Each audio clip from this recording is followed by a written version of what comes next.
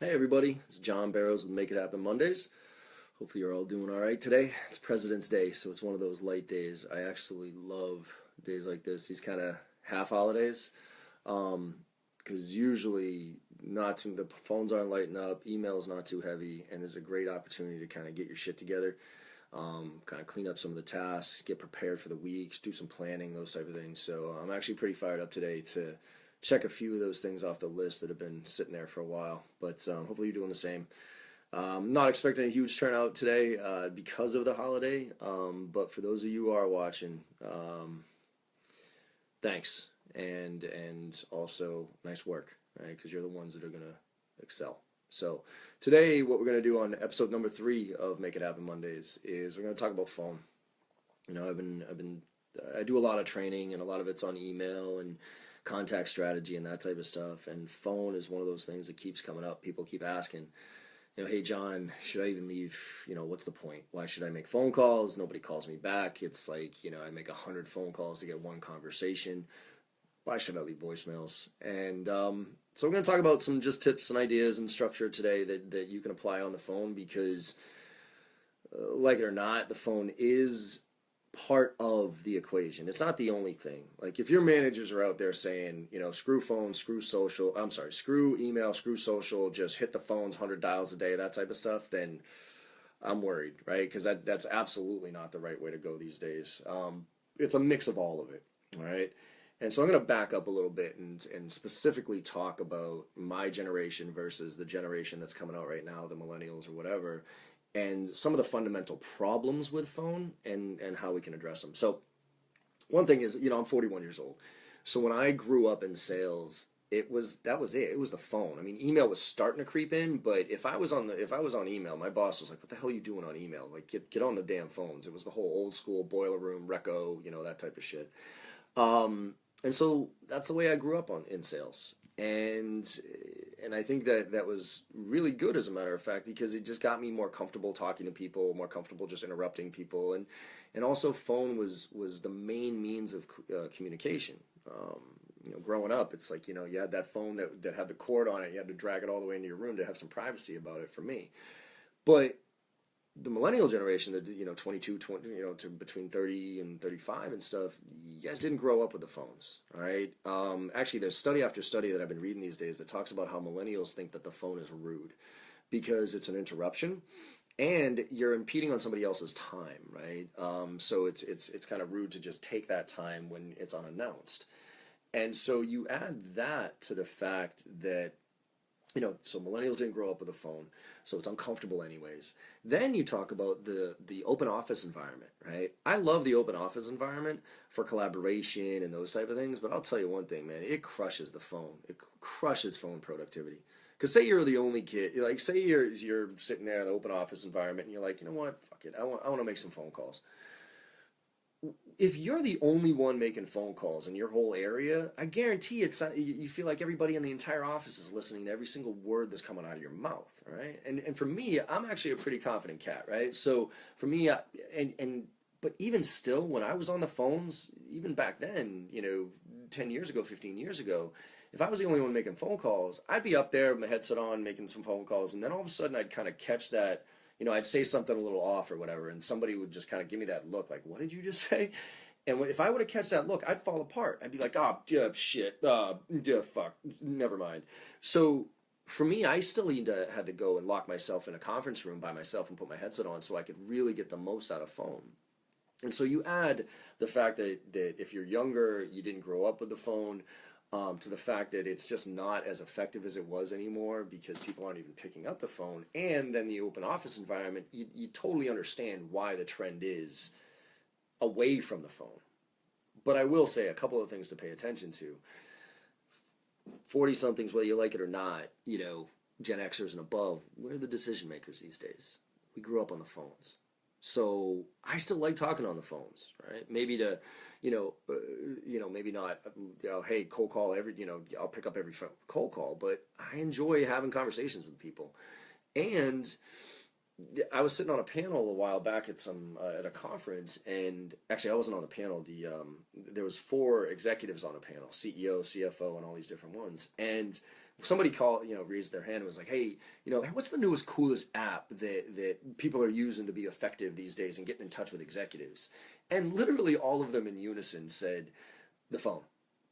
And they hadn't practiced that, by the way. They all like, yeah, the phone. Like, I still take phone calls. Now, the problem is people just suck at making phone calls. And they're even worse at leaving voicemails. That's, again, the question, okay, make a phone call, maybe catch somebody, right? But, John, what if I get a voicemail? Like, nobody calls me back. So those pieces are why phone is an important part. The last point I'll make of why phone is important, then I'll get into some tips on how to address it, is different people like to communicate in different ways. There's something, if you guys want to go research it, it's called Neuro-linguistic programming. NLP for short. There's a book on this one you can go look up. It's called Selling with NLP, The Unfair Advantage. And it talks about how different people like communicating in different ways. And there's two types of words in the English language. There's sensory words, and then there's digital words. Digital words are words like analyze, benefit, capability, change, those type of things. And, they make us sound intelligent, but they do nothing to wake us up. Where sensory words actually connect with our senses. And the three main senses are visual, auditory, and kinesthetic. Kinesthetic is touch and feel. And the study said that the world is broken down into a third, a third, a third. A third of us are visual, a third of us are auditory, and a third of us are kinesthetic. And it doesn't mean if you're one, you're not the other. It just means you lean more towards one than the other. So as an example, visuals talk fast and they use their hands to communicate. Obviously, I'm a pretty visual communicator. That's why I like video. That's one of my favorite forms of communication and distributing content. I'm not a big blog. I write blogs, but they're a pain in the ass. I'd rather do this. Visuals use words like aim, appear, blind, blush, brilliant, show. Paint me a picture here is what a visual would say. Whereas an auditory, a little bit more slower pace, a little bit more active listeners, they use words like rave, resonate, articulate, amplify. The best way to sell to an auditory is actually over the phone. These are people who will talk to you all day long, but their emails are only 1 or 2 lines. And then there's kinesthetics. Kinesthetics are much more slower paced, much more active listeners. They really think through their answers before they give them to you. They use words like cut, tackle, concrete. Walk me through is a very kinesthetic thing to say. Best way to sell to a kinesthetic is actually face-to-face. The second best way is email because they can touch it and take their time. The third and worst way is over the phone. These are the people who will write well thought out, very detailed emails, but almost never want to talk to you. All right?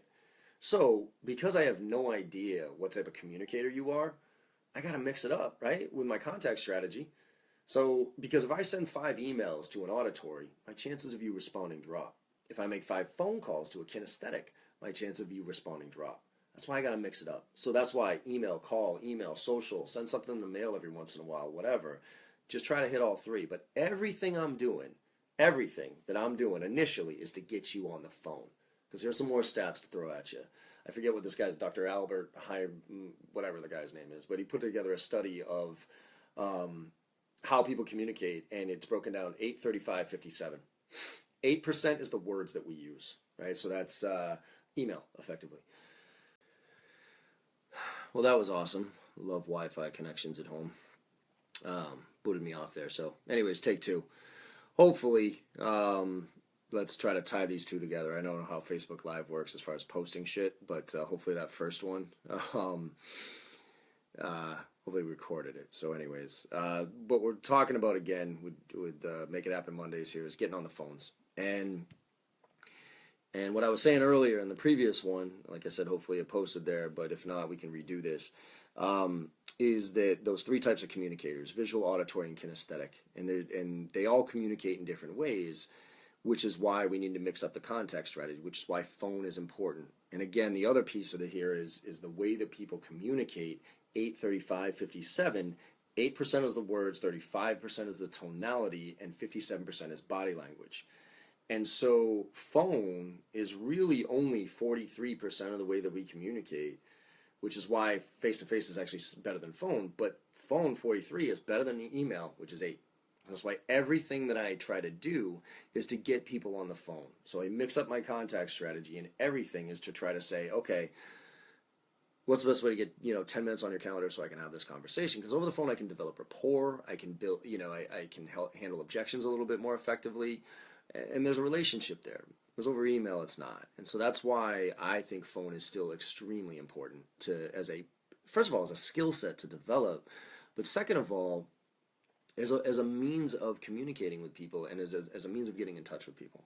And so today I want to share with you just some tips and ideas and some structure around things you can do over the phone just to be more effective, and try different things out. You've heard me talk about this before if you follow any of my stuff, that the number one thing I think all of us can do to get better, that much faster, is A/B split test everything you do, right?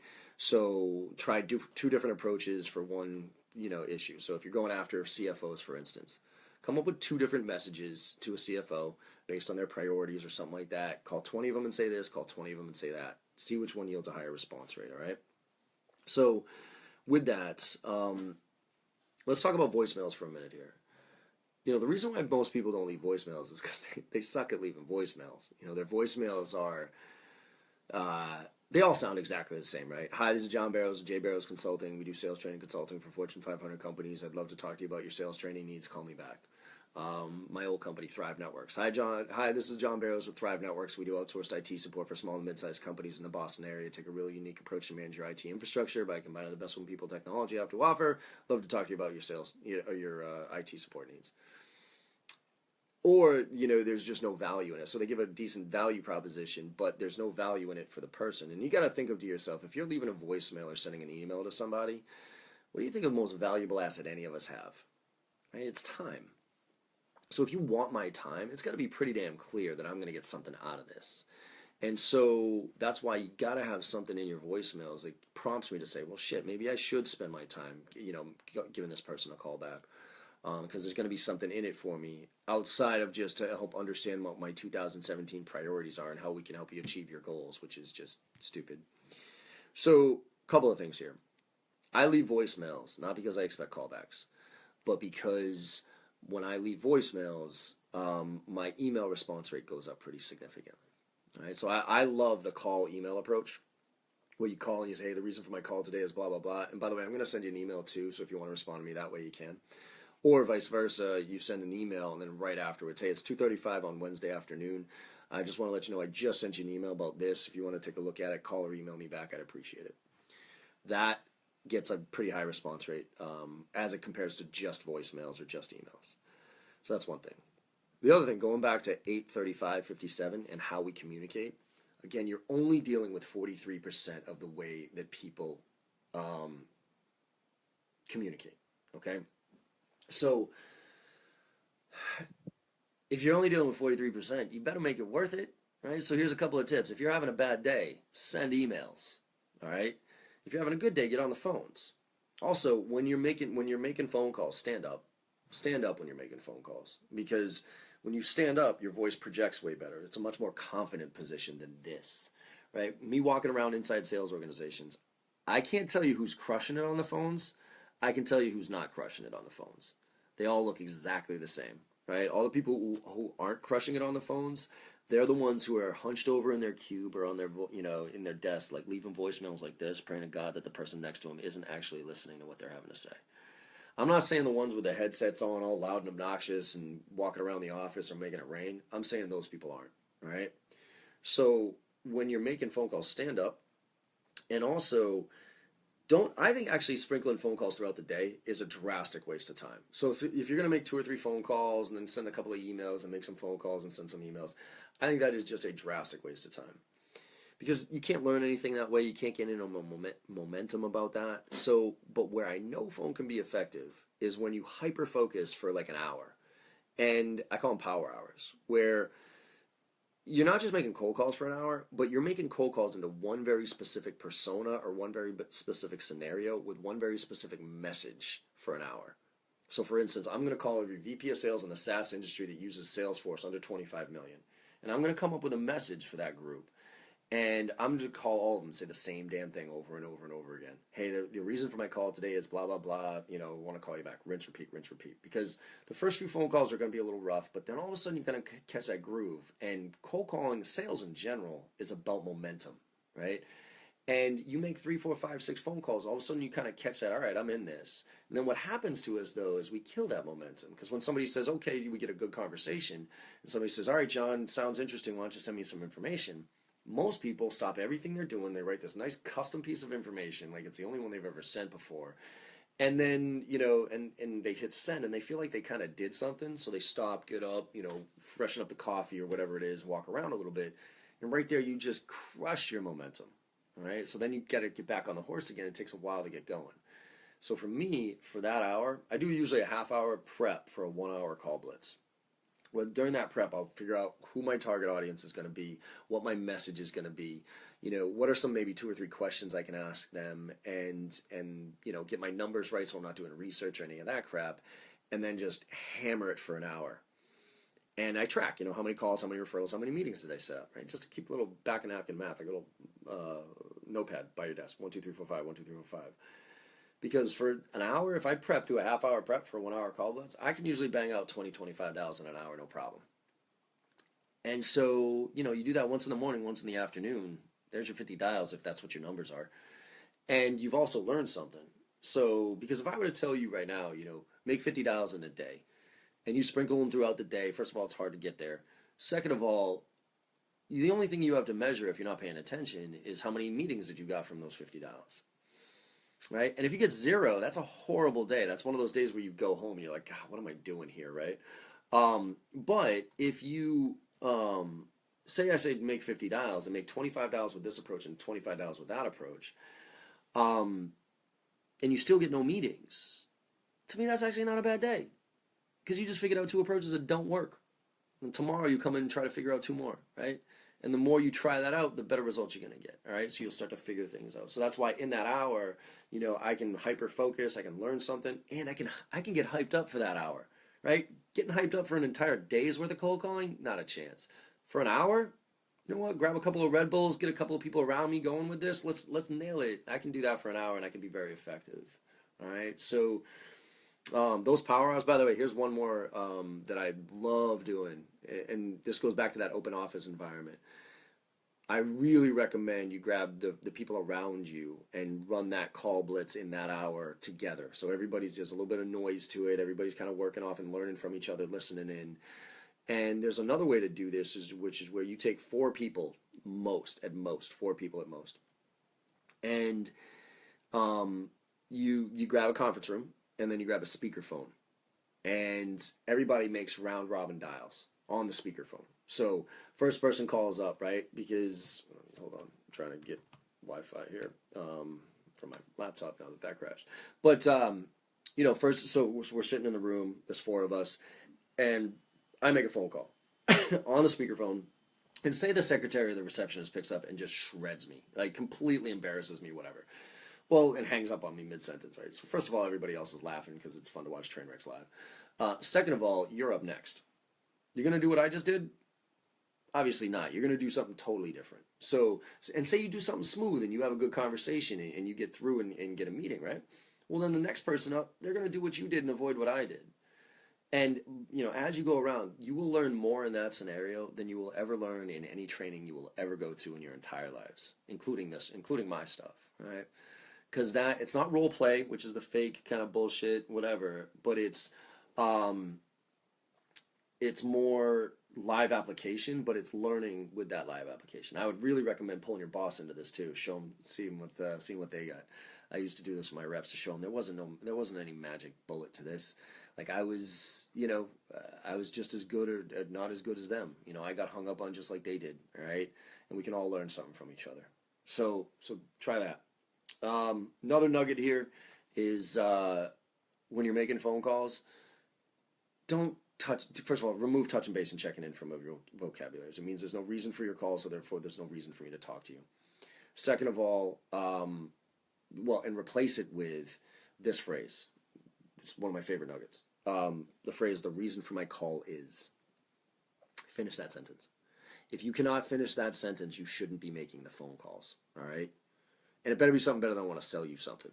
So, hey, the reason for my call today was on your website. I noticed you guys are doing some cool stuff. I want to have a conversation about how you're leveraging whatever. Hey, the reason for my call today is we're working with other CFOs in the healthcare industry, showing them how to do this. And I thought it might be worth a conversation. Those type of things, all right? The reason for my call, the reason for my call. Because if you can't finish that sentence, like I said, you shouldn't be making the phone calls. So we got to think of what those reasons are, obviously, and that takes a little bit of homework to do. But it's actually not that hard. again, when you're prospecting, remember, you're not selling your product or your services. You can't sell your product or service in a 30-second pitch. You can't sell it in an email, so stop trying. What you can sell is time. You can sell the next step. That's what you're selling when you're cold calling and when you're prospecting, right? So the whole old, Glengarry Glen Ross, AIDA, right? Attention, interest, desire, action. That is the fundamental process of sales. 1898, a guy by the name of St. Elmo Lewis came up with it. He said these are the 4 mental stages we all need to go through before we buy something. First, something needs to get our attention, then we have to be interested, then we have to have a desire, then we have to move to act. And so if you think about how long do we have to get someone's attention these days, we literally have seconds to get their attention. That's why the elevator pitch tends to fail, because the elevator pitch is 30, 45 seconds at best if you take a breath, if you don't take a breath. That's why subject lines are so important, because seconds to get people's attention. And then in that 5 to 15, that earns us an extra couple of minutes where we can have a conversation or anything, you maybe ask a question or two. And then in that 2 minutes, that earns us a meeting where we schedule time on the calendar. Nugget here is don't sell time, don't sell your services when prospecting, sell time. Sell the next step. And don't sell meetings. Don't say I'd like to meet with you, because nobody has any good feelings about meetings, all right? When you say I'd like to meet with you, usually the number that pops into most people's head is an hour, and nobody has any, they're usually a waste of time. So quantify what you're asking. What's the best way to get 15 minutes on your calendar? What's the best way to get 30 minutes on your calendar? Quantify it. That's what you're selling. You're selling the next step, right? So we have a couple minutes left here on this cut in half Facebook Live post. One of the things that I wanted to make sure that you walked away with is just from that messaging standpoint, don't puke all over people with all those speeds and feeds and bits and bytes and leading provider of type of shit. Get after them with what I call attention grabbers. And the easiest way to come up with messaging here is to look at your case studies if you got them, and look at the bottom of your case studies and say, what result did we drive for the client, for that client, okay? So we showed this client in this industry how to drive these type of results. That becomes your attention grabber. Now, find everybody in your territory that fits that profile. Start making some phone calls. Call them all up. Remember that power hour one, right? Hey, the reason for my call today is we showed this company in your industry how to drive these type of results. I'd love to have a conversation with you about it. Rinse, repeat, rinse, repeat, rinse, repeat. See what happens. That's the attention grabber, not the elevator pitch, right? Try to avoid leading provider of speeds and feeds and bits and bytes. Nobody cares about that, all right?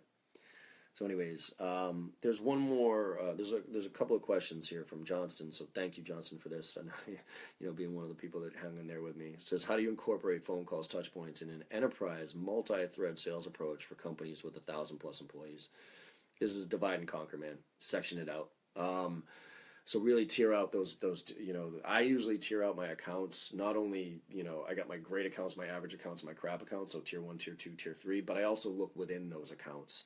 So usually C-levels and VPs are my tier 1s, directors and, that type of thing are tier 2s, and managers or frontline managers and end users are tier 3s. And that's how I approach. So tier 1s is always the quality approach, where I sit down, I kind of think through what my contact strategy is, and I mix it up between phone and email, and always coming at them with something different. That contact strategy, again, I've talked about this in previous sessions.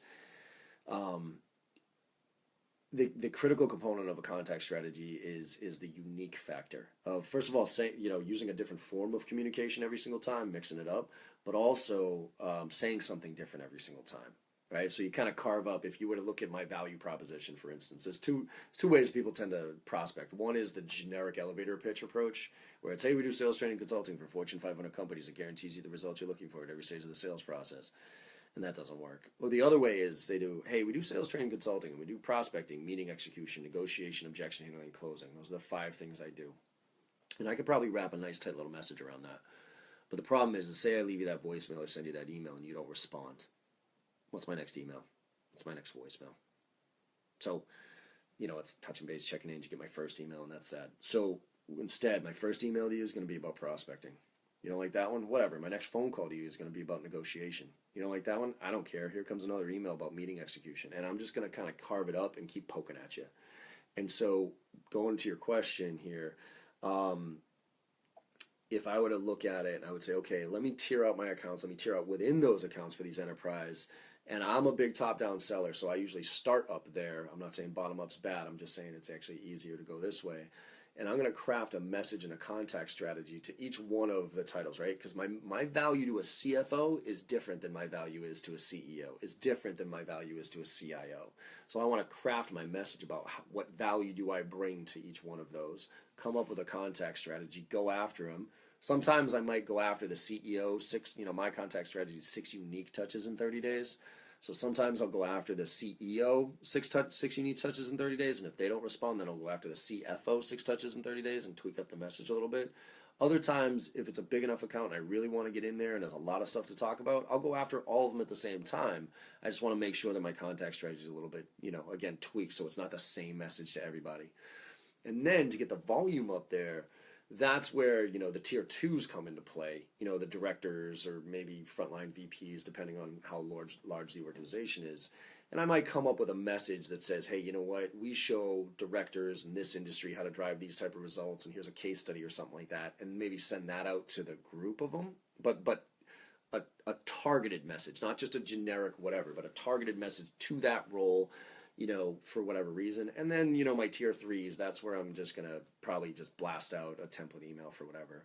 But that listening and coming up with reasons and thoughtful contact strategies is what differentiates you over all the other marketing crap that's out there. Because right now there's account-based marketing, account-based selling, all this dumb shit, which is all focused around the customer and being relevant.